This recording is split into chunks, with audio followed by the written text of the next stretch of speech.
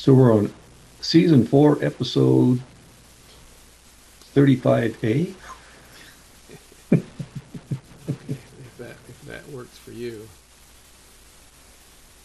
All right, now then. I don't see anything to say that you're recording, but that's okay. Normally it does. Well, it is recording. Okay, Apparently, it is. So good. we're in the money. Hardly. Huh. Well, we're dreaming of the money. Yeah.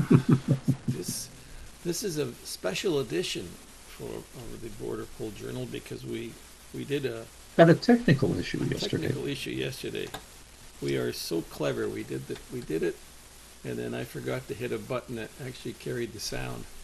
So we did a whole 45 minutes for our own enjoyment, as it turned out. Basically, yeah. But, it's just like everything else in life, you have a contingency plan in the back. And if it doesn't work 100%, you go back and you review that contingency plan to fix it. And hopefully that's what's happened now. Yes, it has. It has worked fine for us so far. Anyhow, Good. Hmm. but we were going to So talk about. yesterday Yeah, we sorry. we we Go ahead. stayed mostly on topic yesterday, but we Mostly. only veered a couple of places. Yes, we did. And I guess the most interesting things we saw were from, surprise, surprise, Canada, and how our government is leading us with word salad again. Word salad is a good one. Another one that's being used these days is not word salad. It's misinformation, which I don't like that word because that's lying. But actually, Hmm. I saw a woman being interviewed as an expert, quote unquote, on the CTV news yesterday, who said it was mixed messages coming from the PMO regarding the upcoming budget. Uh, which, when you say word salad, to me, mixed message is code for word salad. Yeah. Which is dreamt up by the PMO and his ideologues. And of course, Well, that's true. part of that interview with this woman was that Individual. there's going to be some sort of creative accounting going on, which I think is probably correct. But I think that the budget is only going to be brutal against those people who have no defense against the government. Okay, so where is it going to be brutal? Where cuts can be made where it doesn't affect the bottom line, that is to say, votes.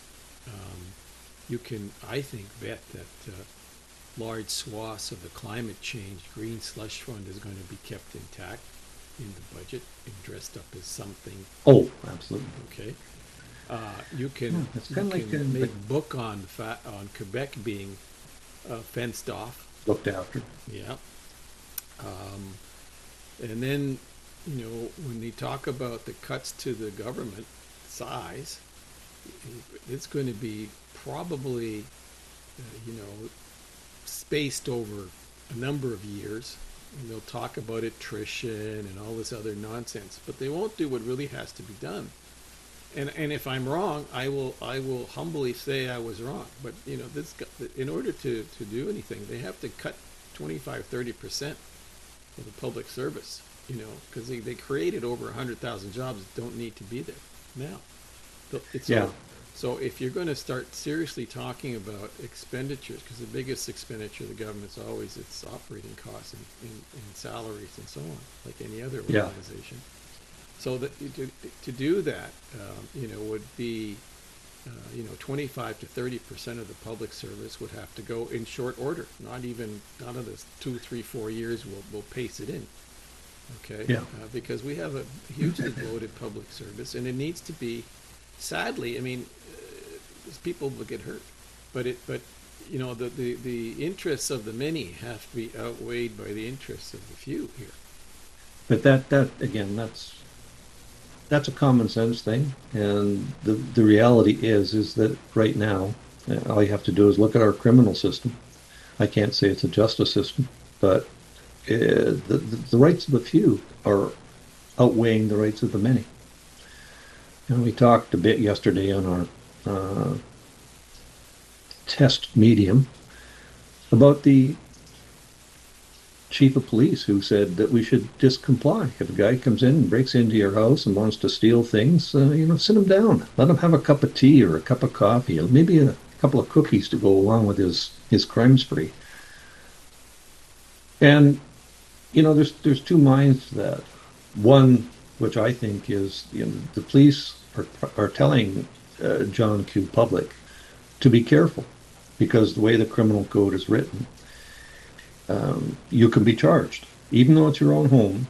You could be charged for assault or endangering or whatever it happens to be. But the other side of that coin is if it happens to be a police officer's house, or a chief of police officer's house, or a justice's house, or something else, they're certainly not going to be breaking out the kettle to make a cup of tea.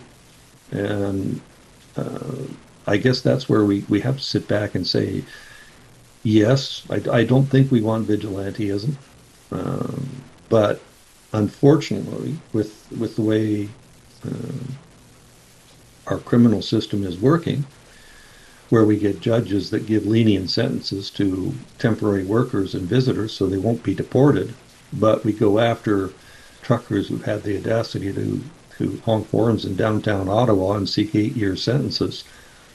There's something wrong with the system, and I at this point don't know how it's going to be fixed. I feel sorry for the police who are kind of caught in the middle, doing something that they may totally disagree with or may not want to do, but are told they have to do. And then John Q. Public, I think, is eventually going to get to the point where they're saying, enough is enough. I can't put up with this. And I remember, what was it? It was Death Wish, was the old Charles Bronson movie, right? I mean, one classic line in Death Wish 1. The chief of police says, yes, crime is down, but we can't go on TV with that because it's down 84%. Because you don't know if somebody's going to pull out a gun and blow you away. So, there's it's a double-edged sword, I guess. Well, look, I think that this budget is kind of a Hail Mary budget. This is really, given the number of climb downs that have already occurred, there's no point in going over it. There's all sorts of analogies that we can use, but this one is the one I think it's a Hail Mary pass. You hope, as in football, that it catches the receiver, and at the very end you win the game. But Yeah. I don't see how you can do that when you have a government that since 2015, so more than 10 years now, they've been elected 4 times to do exactly the same thing that they've been doing. Okay, this current government is the old government, just with the new generalissimo at the top.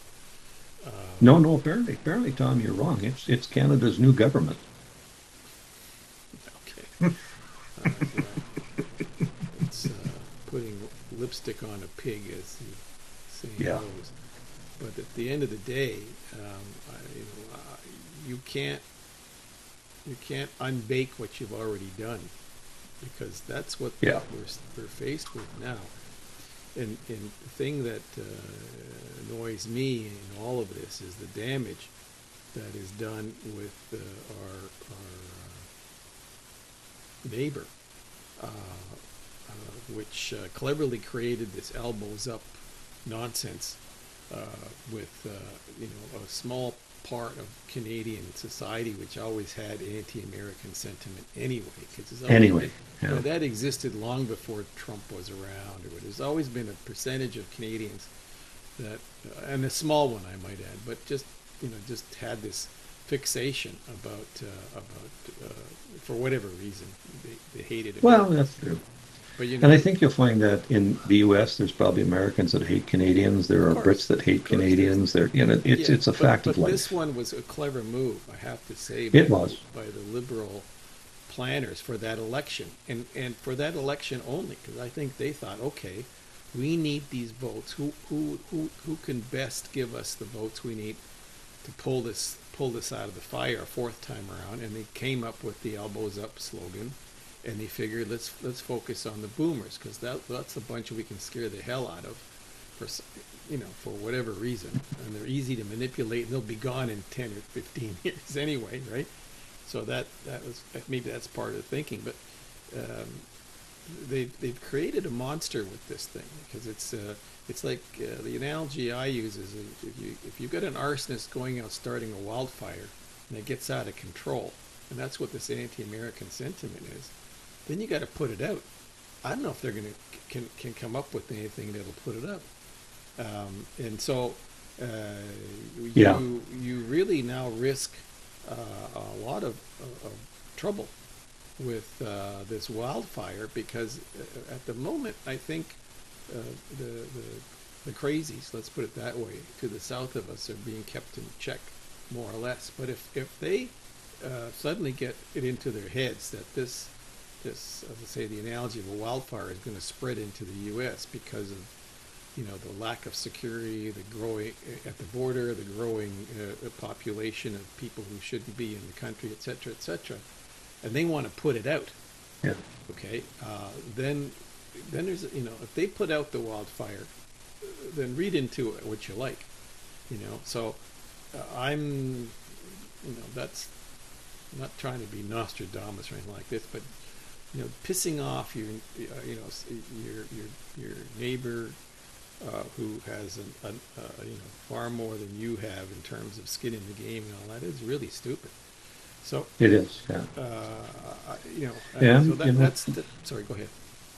I was going to say, to be fair, they didn't suck in all the baby boomers. No, you and You know, I I clearly have not been but sucked it in. is. It was a tactic, I think, that worked well. Again, starting back in COVID and the government at the time, who drove wedges, and this was another wedge that went into the psyche of Canadians. It became a we they. If you don't vaccinate, then you're a they, and you're not part of our we crowd. Now, if you visit the United States, you're bad. Taking into account, God, even out here in our local area, the number of friends that have relatives, in-laws, grandparents that live in the United States, we forgot all about that. The, the small communities like Point Roberts, an anomaly, and basically slowly going down the tube because people don't want to visit the United States. Yeah, well, I think we have to get over this. I don't know how it's going to happen. You're right. I don't know if it's too late to get into that game.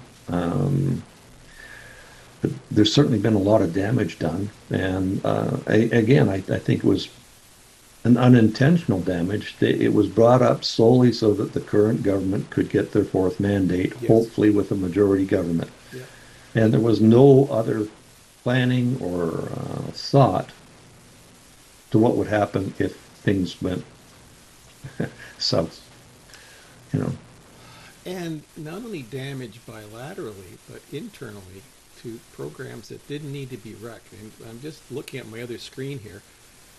Our friend Kirk Lubinov has posted a thing that Canada's temporary foreign workers program is mass immigrating some of the least technically adept or least educated people on the planet. So he has a post that's just an hour ago. It says not only are most of the jobs they come here for require no education or skills, but they're the fastest immigration base with not even a high school education. So well, that's true. the disproportionate number of people, because the temporary foreign workers program was in our time was never designed for this. It was designed to bring in skilled people if they were needed No, in it sure high wasn't. level positions, or under the low skilled areas such as the seasonal workers program, which was basically farm laborers coming in, which is a very effective Hmm. and well run program. Yeah. Okay. Yes. uh, Yes. uh, where the seasonal agricultural workers would come in either in the spring for planting or in the fall for harvesting, and they'd go home with a sack of Yeah. money, and they would do all these jobs that And they were quote happy. unquote Canadians didn't want to do on a seasonal And I basis. guess on a seasonal basis, but I think part of that, and again, my reading on it, and it could be right out to lunch, the businesses in Canada are crying that if you take away the foreign workers program, they're going to be going out of business. Because one, they would have to pay more money to hire somebody. And two, the reality is that in spite of what we're hearing, um, a lot of people tend to think serving a cup of coffee at Tim Hortons or McDonald's or you name it, whatever small business it is beneath them. You know, I've got four master's degrees. Why would I be serving coffee? We have to get over that. It's not nice that you have to maybe clean washrooms or dust around the windows or whatever it is, but that's part of the job. It's you want to draw people in. They're not going to come in if your place looks like a pigsty. Yeah. There's So another negative impact of all this, and you live in a metropolitan area. I live in the sticks, hence my background here, right? Because we're here on the Lake Huron coastline, not far from the border. But the movement of this mass of unskilled people to fill low skilled jobs has had an impact even in small rural towns where I live, because when they all came in with the numbers that they did, they squeezed out the local kids from jobs here. Okay, now and that's and one thing that they did. That was the immediate impact, but the long term impact is something that I'm sad to report, is that in this part of the world, uh, there was no animosity directed towards brown people, as they're suddenly called here, because that's what all of a sudden we have this new nomenclature of brown people, and the kids here and the population here has now become without it's shameful, but there's a lot of racism that was created out of thin air, out of whole well, cloth by this bunch. yeah, It that was comes into totally the unnecessary. xenophobia, right? Xenophobia is what it's becoming, and again, an unintentional thing. Uh, Unintended consequence? yes, no forward planning, no plan None. B. I None. mean, say what you will, that's really what's transpired. And I guess that kind of moves into the other point we were talking about the other day was, well, how can you know that there's 5 million people in the country who shouldn't be here? Why aren't we tracking them? And as you pointed out, yeah, we can probably liaise with the United States to find out the number of people that are crossing at land ports of entry. But certainly we don't have that capability at the airports. Privacy issues, the airline are not going to share a lot of information with us on outgoing people, nor should we expect them to. But maybe if Mr. Carney, with his pro-European stance, should be looking at the way SynGen works. There is an entry stamp and there is an exit stamp. Yep. Maybe, again, anecdotally, maybe we go the way Australia did. If our computer system says you're not out after 90 days of the expiration of your time, you are automatically deported. We don't have to go through any of the. If we find you here, you're automatically deported and you're gone. Now, I could just hear the lawyers crying and gnashing their teeth about undue process and coming up with fake things. Well, he left and he came only in yesterday. He forgot to bring his passport, or they didn't stamp it, or whatever. Yep. But uh, if we look at the way that the government has gone now from 10 years ago, where if you had a Canadian flag up on your property, you were some kind of redneck heathen. Well, certainly during the Ottawa trucker convoy time, Yeah. And now, if you don't have a flag up, you're a you're traitor. some kind of communist, right? I mean, it just, I know. and we Uh, can't have this both ways. If we want to have a you country, mean we have to sucking and start blowing? defending our borders. Is that what you're saying? Hmm? You mean What's that? we have to be able to suck and blow at the same time? Well, God bless Rex Murphy, but that is such a classic example of stupidity, inanity.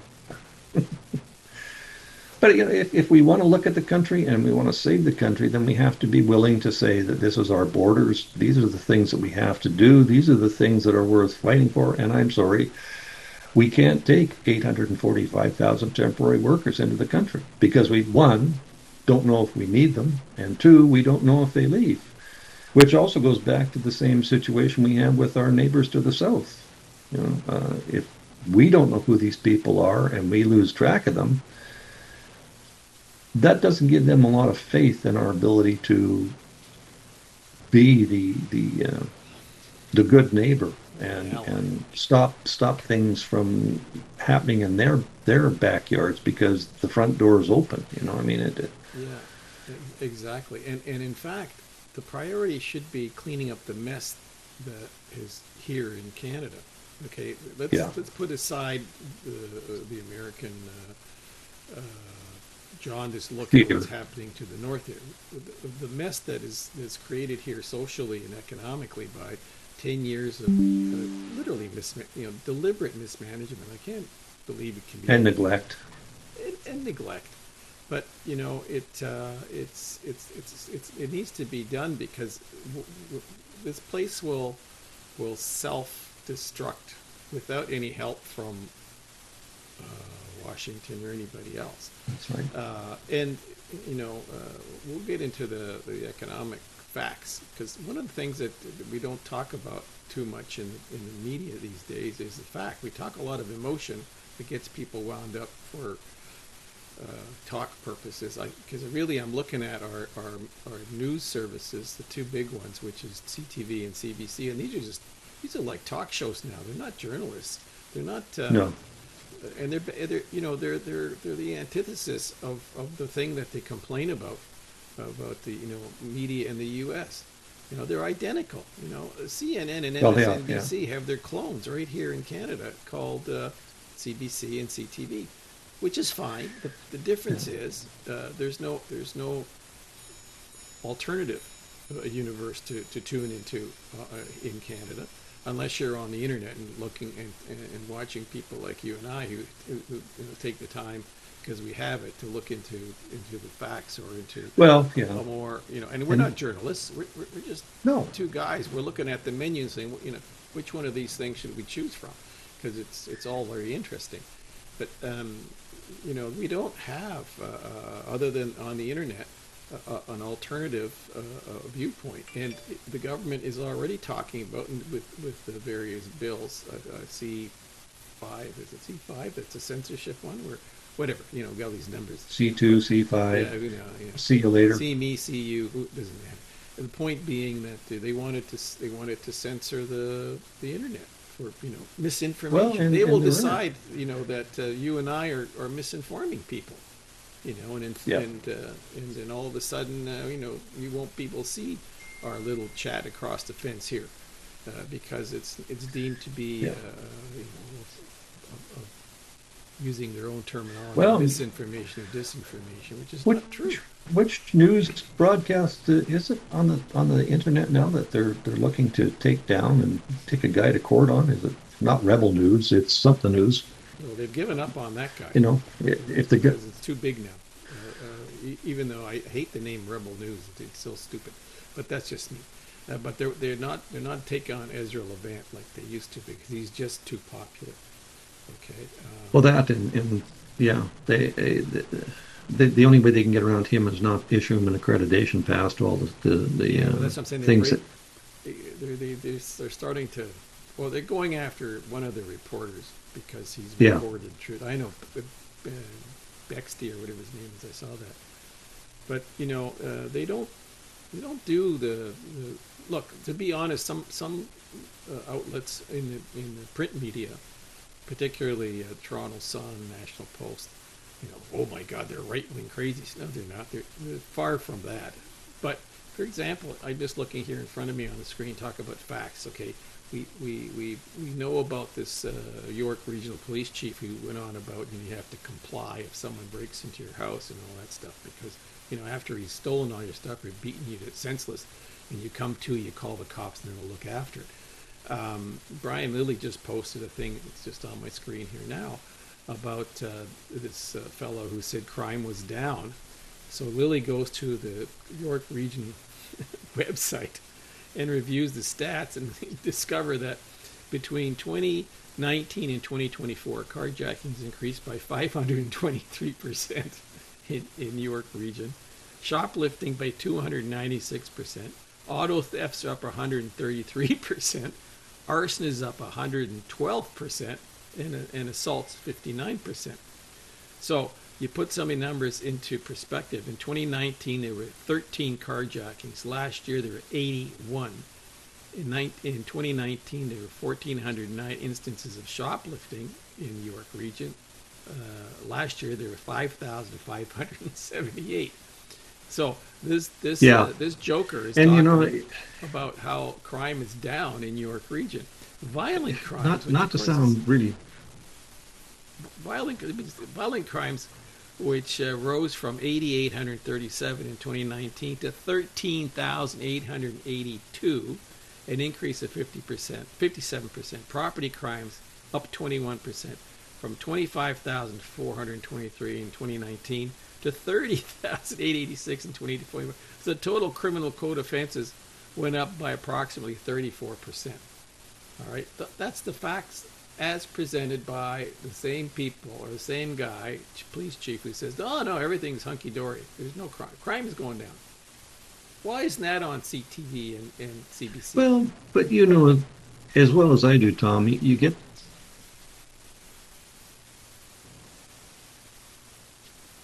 I've lost the link, Bob.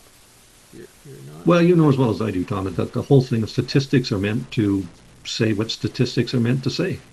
And if the police chief wanted some statistics that said that there was no crime or that it's gone down, and lo and behold, you run the database against the number of attacks by inchworms. We had none. My God, crime must be down. It's just the way things are, and I guess we'd have the civil libertarian people up in arms, but you can't help but think with the number of people that are coming in here with. Uh, I'd like to call them the self-selected immigrant class, the spurious refugee claims, the undocumented workers. How many of these people are coming here thinking that, like the Wizard of Oz, the streets are paved with gold, and finding out that it's not. And this is how they're managing to survive, is by shoplifting or stealing. Well, There are no statistics for that. well, there are in New York, obviously, and I think everywhere else too. I mean, it's evident. Yeah. So, somebody made a video the other day I saw, which was sad but funny at the same time. Come visit Canada and see how people live in the wild in tents. And guys taking pictures and driving down, I forget what street it is in Vancouver. And all these people are living rough on the streets in tents. And that's a draw for tourists. Well, yeah, I mean it is, but it's sad. And again, But the Hail Mary pass. Going back to that, the right now the internet is full of the backpedaling by the left, which is saying that Carney's going to introduce legislation to fix the bail system. They're going to change the criminal code to tighten up on that. But they're the ones that created the mess in the first place. So yeah, what are you talking about? well, you know as well as I do, though, Tom, that the Kool-Aid drinkers will grasp onto this as a salvation, that the government is listening to the people and they're taking action, and We have yet to see any action on anything since this government's been elected because one, they haven't been in the House, Yeah, but and Bob, we're two, talking 10 years. This does not this did well, not all happen since oh, the idiot king was replaced by the lying king. This mhm. downward trend has been going on long before Trump Oh, ever came to absolutely, office, for absolutely, example. yeah. Because always this constant harangue about Trump. This I don't give a rat's behind about Trump. I don't have a vote. Okay, but the Yeah. fact is, and again, it's facts. You look at the statistics and our downward trend on almost every indice you want to look at. Economic front, yeah. What are we talking about? It had nothing to do with tariffs. This is all self-inflicted nonsense. If you Well, shoot and if you you're right. shoot yourself in the foot, you're going to bleed. And you're right. The tariffs are not just against Canada.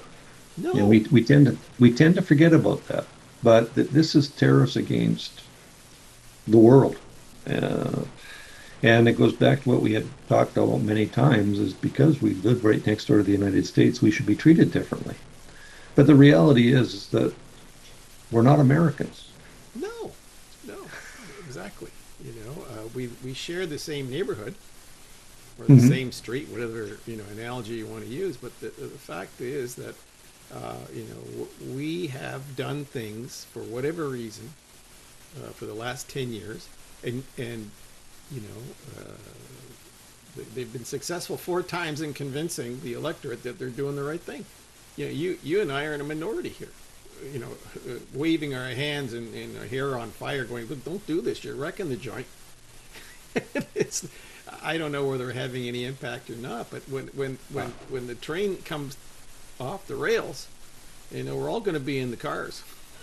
Hmm. You know, That's true.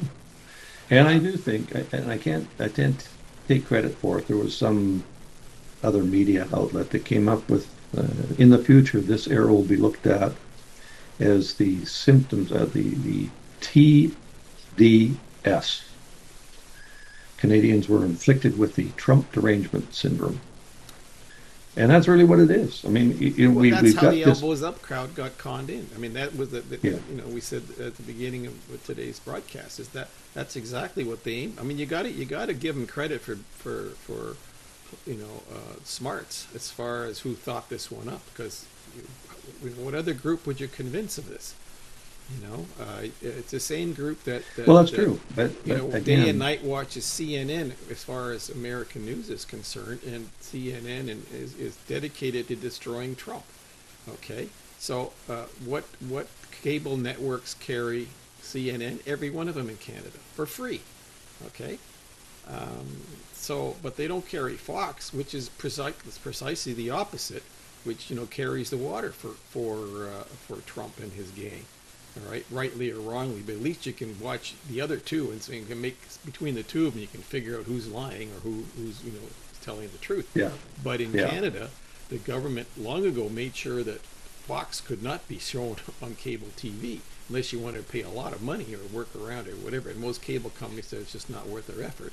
So, and the same Hmm. thing you'll remember when in 2015, soon after this bunch came to power, they got rid of the Sun News Network because we can't have that because that's just like Fox, and they made sure they didn't get their license to continue to transmit on terrestrial TV, and they put it out of business.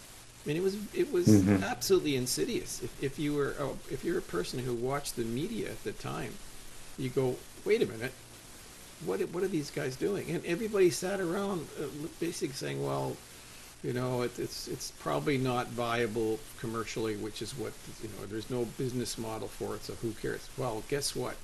Yeah. Hmm. Okay, there's no business model for the Toronto Star either, but it stays in business, and it's as left as you can get. There's no business Well, model anymore, I think, for the Globe and Mail, and it writes ridiculous stuff these days. Uh, uh, there's no business model for supposedly a far right newspaper like the Toronto Sun or the National Post, but it stays in business as long as you know in a free country you can read whatever the heck you want to, but not but we're Yeah. controlled like mice in a laboratory here. This is a Well, very we're on a maze.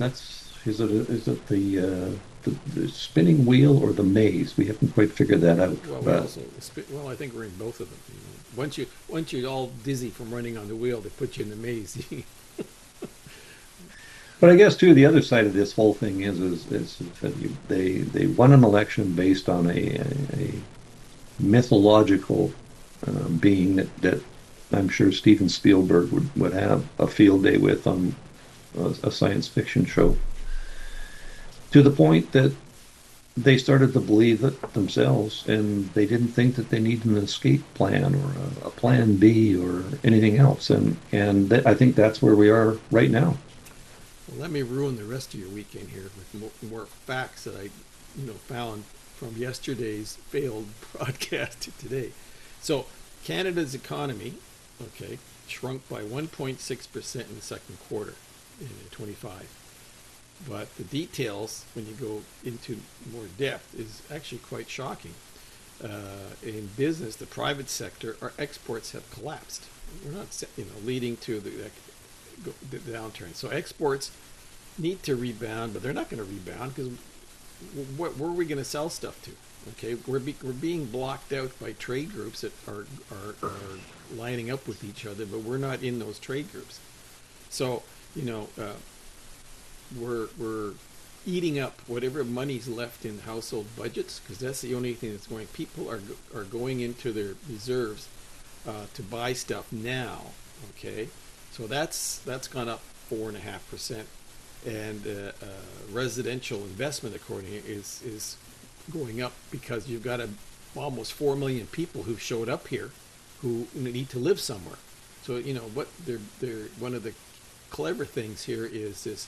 We used to have quantitative easing. Remember back in the day, that was the big thing, quantitative easing. What we have is immigration easing here, because you're bringing enough people, and the logic is, well, if you bring all those people in, as you said yesterday, if you build it, they will come. Except we've not built anything, and they're still coming. Okay, so there's a whole bunch of numbers here that are really getting skewed because you're saying, well, these people are living in houses. Yeah, there's 5 families per house in some cases. This is where the whole system starts to fall apart. But it only pads the number for a short while because as soon as the next quarter shows up, you're likely to see some pretty negative changes because they're predicting things like an 11% drop in GDP the next quarter. And the government is the only thing that's it's buttressing any of the growth by hiring people in the government or spending the government's money. And by the way, every time Carney opens his mouth about the government's going to do this and the government's going to do that with billions here, there's no such. The government is not a wealth producing organization. Government is collecting taxes from the 8 to 12 million people that actually work in this country and produce the wealth. Okay, this is this Wizard of Oz stuff, that I think is a good analogy used it before. This guy's behind the curtain, and we're not sure what the hell he's doing. Well, you can't keep paying for stuff with other people's money, and he keeps talking about hey, we're going to invest here, we're going to invest there. Nobody's investing a dime in this country right now. If you want to build this mythical high-speed rail line between Toronto and Quebec City, how come no one's come along like a Warren Buffett or a Brookfield and say, okay, we'll put up the money to build this railway? No. This is going to be built with on the taxpayer's dime. A railway nobody asked for, by the way. Okay, another harebrained scheme. Well, again, word salad we had the other day that they're going to build another pipeline, and the woman that was in charge of the pipeline that went so far over budget Yep. is now making, I think they said $500,000 to $750,000 a year as the head of the new housing or infrastructure, whatever you call her. And they're going to do this thing out to BC. But the BC government has now said, we're not interested in that. Your own premier, EB, who we have put push pins Commented on before. Yes, he's not a pal of the Border Poll Journal for sure, but he's already gone on record as saying he doesn't want any more of this TPS stuff. No more temporary workers. Stop it. Okay. Now, that seems to me to be a fissure in True, on one sense, because we're looking at high unemployment rates here. But the other side of that is that, with the infamous a la Trump picture of the new prime minister signing the reversal of the carbon tax, and we now have it coming back. Surprisingly, it went down, supposed to have gone down 17 cents, which it never did no. out here in BC anyway. And I see now that we're starting to go. We're 7 cents more a liter for gas today than we were yesterday. Yep. And the other little gem that came across here, you call it the flyby news. I get these little windows that open up. Someone just pointed out that the Generalissimo was off to Newfoundland because there's an election, a provincial election in Newfoundland. And of course, they got to buttress their liberal pals out there. So when I said, when the new budget comes out, watch for people who are going to be sequestered, so to speak, from the pain of that Hail Mary pass budget. I can add Newfoundland now because I smell a rat here. Because why would you go off to Newfoundland in front of an election? Okay, well I know why. Because you're going to be throwing out all kinds of money, and the liberal candidate there is going to say, "See, to all those newfies, I'm getting you money," and listen. You can't blame them. If you're looking at a 10-12% unemployment rate out in Newfoundland, Yeah. and you got the Pied Piper of Ottawa coming to give you money, you're going to vote for him. This is raw, ugly politics, and I understand that. It is. It's not. But I will say to the people of Newfoundland, get the money into your bank as quick as you can and cash that check, because you know darn well it's going to bounce. Either that'll be clawed back next year in your taxes. You Oh, get true. something Yeah. for nothing from these guys. But anyhow, it just struck me as it just came across now that I have to tell you, hot off the press, that these guys will do whatever it takes. Whatever it takes. Well, yeah, and you have a guy that's running this country like it's a company, not a country, where he makes edicts about how we're going to give $22 billion to the Ukraine. Don't see very much going into to Gaza and Israel, other than the fact that we're taking a bunch of the people out of that area and dropping them in here, where it's almost like a recipe for disaster. We're going to have boots on the ground in Ukraine. Boots on Nothing the has ground is ever really been crazy. debated. That's just crazy. That's a whole other. We haven't even. It's just, that is so crazy that it deserves an edition all on its own. But while you're talking about all this boots on the ground stuff, the federal a federal court just came out that stolen cars that are leaving the port of Montreal are going to Lebanon, and they're being sold to buttress Hezbollah for money. Can it get any more delicious? The stolen cars are going to Lebanon, and it's to support Hezbollah, because the people buying the car are Hezbollah people. Isn't that interesting? And this is open knowledge in the law enforcement community in Canada. Okay, Port of Montreal is where you ship cars off for the support of Hezbollah and Hamas. Well, you can't make. Last time I looked, I think, weren't they designated as terrorist organizations? I know that's a terrible thing to say. I'm sure that legitimate terrorists are probably shaking in their boots that they're being lumped in with those band of thieves, but who knows? Well, another wag has pointed out that yesterday's budget talk, if you start kind of unraveling and looking between the cracks of this Hail Mary pass budget, the Carney gang is trying to replace about $1 trillion worth of trade with the U.S.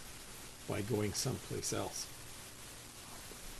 And where would they go to find that, trade? You know, it doesn't exist. What are you going to go to Well, you China? can be rest assured that Britain is not going to be, well, China doesn't want all our stuff apparently, and Britain has signed an agreement with the United States. I don't think that they're going Throw that to in the risk no. Neither will losing he. anything from there. No, no. No. That's what I'm So, saying. This is actually worse than the word salad, Bob. This is really malarkey, coated with mhm. bullshit. Because this, and we may be wrong. Let's just see what comes off on the. That'll give us a lot to chew on when that comes out. Because I suspect it's going to be a laundry list of wishful thinking items.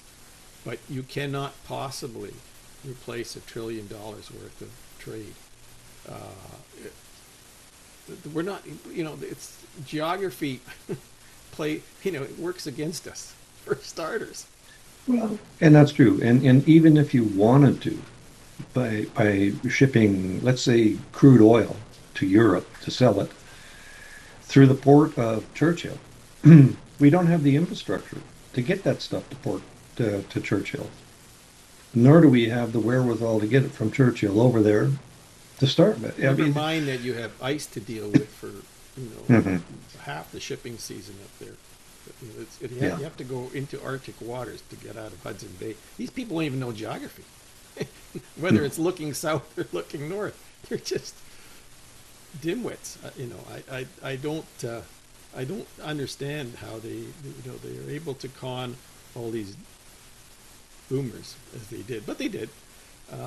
So, It anyways, goes back to many times, as we said, Tom, we shouldn't be asking how silly things can get or how stupid people get because more and more people are taking it as a challenge to just prove us that we haven't reached the bottom yet.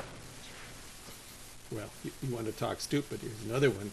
I'll finish it off with this one. Okay, you're sitting down. I can see this. All right, so you're gonna like this. You ready? This is the CBC. Uh, before long, Quebec drivers will be buying premium gasoline cheaper than regular gasoline. That's because the Quebec government has recently changed the rules and is now requiring gasoline to have 5% more ethanol than regular gas by 2030. Some drivers fear higher ethanol content will harm their car's performance, so they're turning to premium gas, which has less ethanol than the vehicle will run on. The vehicle will run its peak performance, however, it will be somewhat lessened by a large degree of the allowance in the ethanol because it isn't obviously going to give you the same mileage as regular gas, okay? And anybody who has even a little bit of understanding of how a car runs will know that in a warm climate, ethanol in the gas, well, it won't give you, it'll be cheaper, but it's okay because modern cars can do it, but it's lousy on mileage because it doesn't have the same oomph as petroleum. Okay, you can't make gasoline out of corn that's going to have as much power as it's physics, it's chemistry, but politics overrides physics and chemistry, right? So it's clear now that people will say, "Well, I'll have to buy mid-grade or premium because, first of all, a tank will go much further than on 87 octane, Regular. right?" Yeah. And in fact, my rule here, because we do live in Canada, and for half the year I don't use ethanol gas in the car because I've seen people having trouble in really cold days because the car won't start. You get too much ethanol, and we're up to 15% here on 87 octane ethanol. So I don't put that in the car in the winter. When you're Yeah. down minus 5, 10, 15 degrees, that's hard on the car and lousy on performance. So Mhm. you might get cheap Although gas, but I think the issue really is that mythology. Corn fed to cows, which make methane gas, which causes global warming. It all fits together. I never looked at it that way. That's a revelation, Bob. Just watch. It'll be in the budget.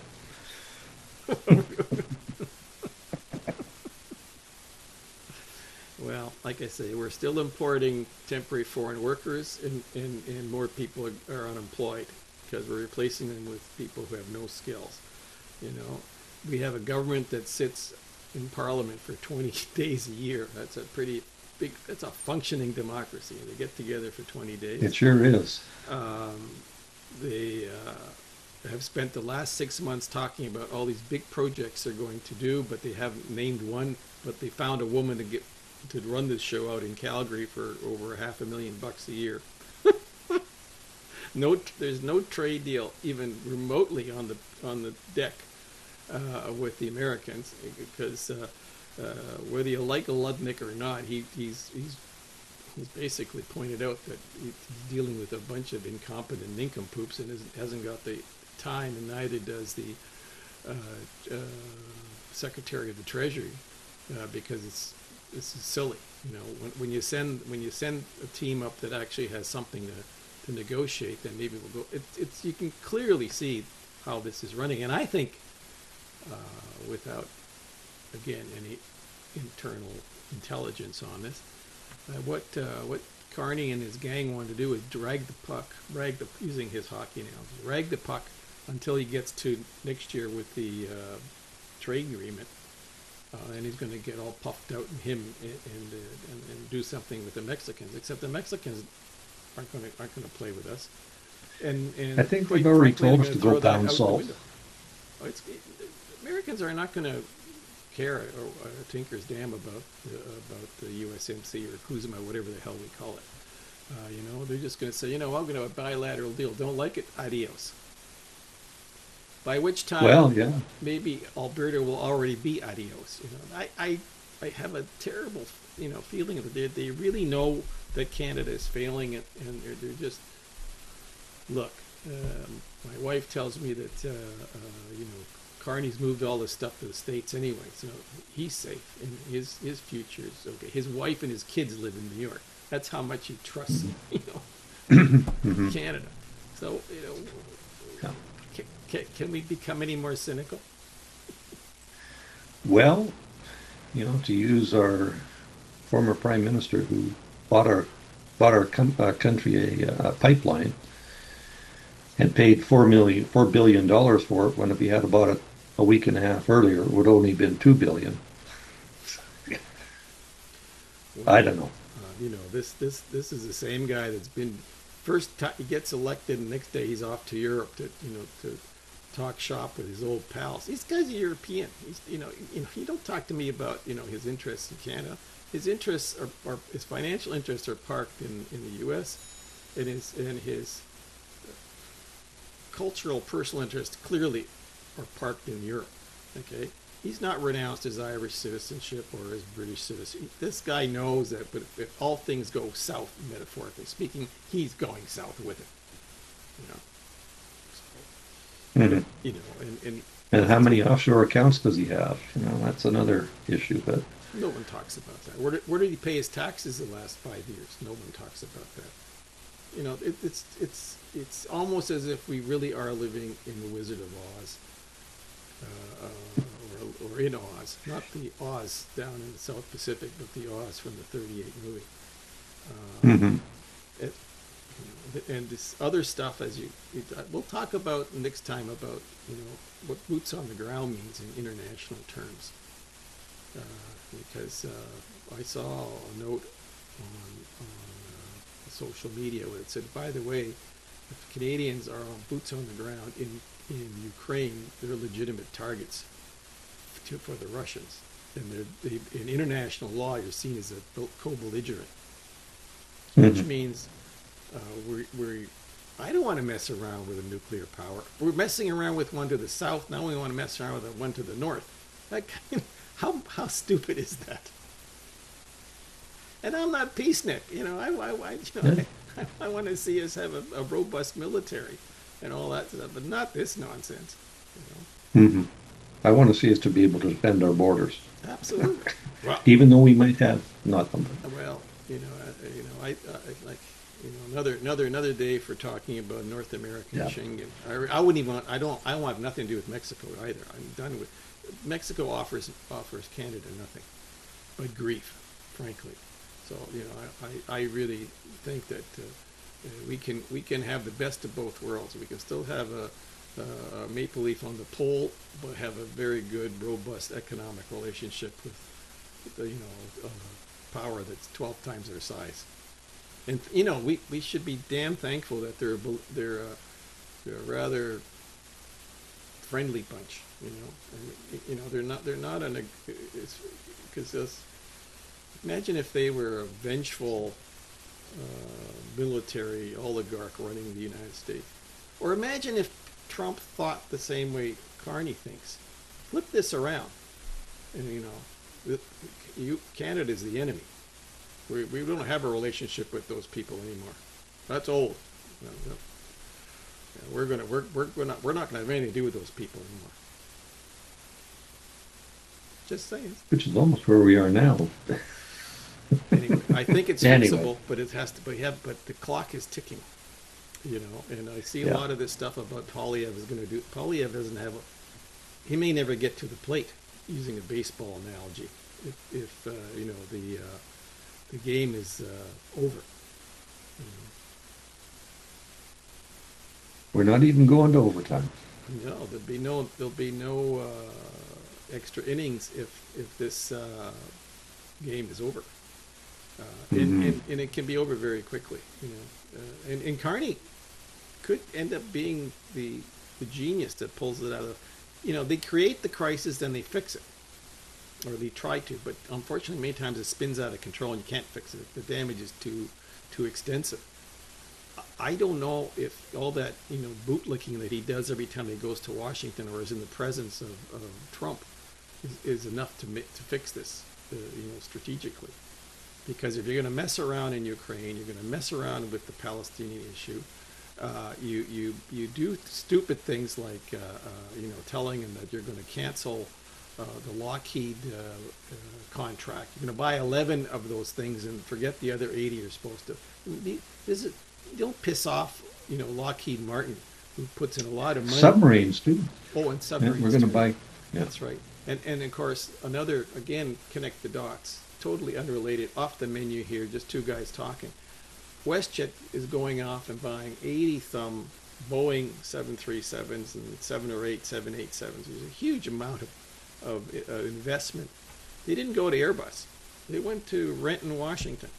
Okay, that's got to send a signal to both Washington and Ottawa that a private company is not messing about with your stupid tariff or your stupid politic game. That they need these planes. They're expanding their fleet significantly, and they're not afraid to do business in the U.S. Now, what we'll have to watch is to see what Ottawa does to jerk them around, because Well, we already know that it doesn't bode well because I don't believe, without fact checking, that the headquarters of WestJet are in Eastern Canada. No.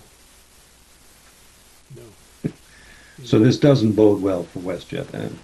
But anyway, Well, it becomes the national airline of Alberta. yes. Just saying. Yeah. Alsascom book. There you go. All right. Well, on that happy note, don't forget to hit the like button. All you people. Buy us a coffee if you can. Buy us a coffee. Yes, right over the shoulder of Bob. Yes, buymeacoffee.com/borderpol / I guess. We can certainly use the help. And by the way, we mentioned yesterday that our website's back up again, and we're going to start posting stuff there. It's in the U.S. It's not in Canada, so it's out of the reach of our friends in Ottawa who would try to change things on our webpage. But it's back in business on the Network Solutions server, and we will start posting things there in the coming weeks that might not be otherwise available elsewhere. Available. So there you go. We're just two guys, over the fence, 3,000 miles apart, but here we are. It's a long fence It's or a a short long, fence. It's a long fence. Absolutely. All right. All righty. The Have party's the over. rest of a good weekend. Yeah, you too. I'm going to say adios. Adios.